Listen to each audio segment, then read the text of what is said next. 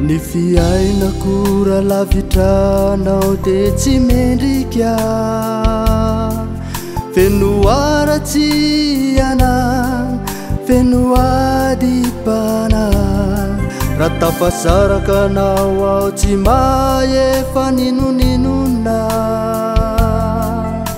ka mila nisandrinao aho mba hitantana ray eo.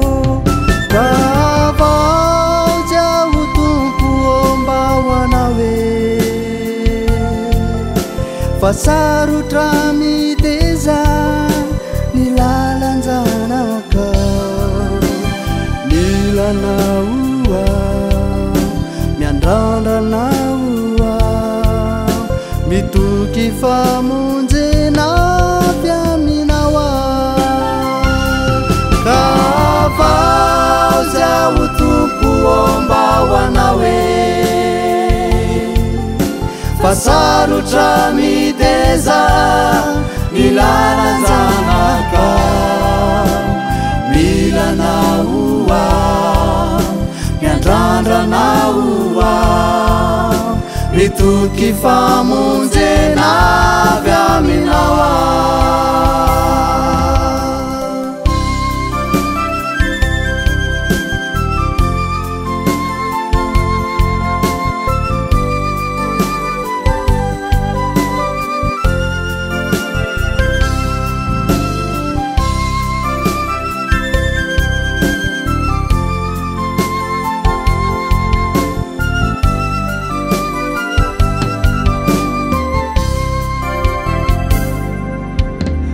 Maro fandrika ny lalan-janakao, milanao aho tompo hitari-dalana.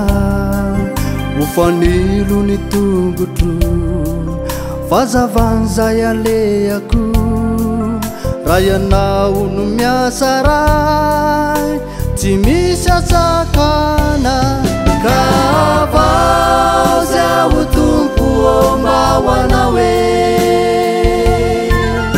fa sarotra miteza ny lalan-janakao, milanao aho, miandrandrana aho,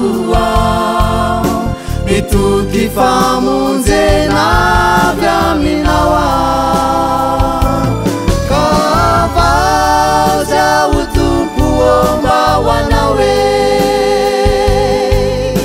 Fa sarotra miteza ny lalan-janakao, milanao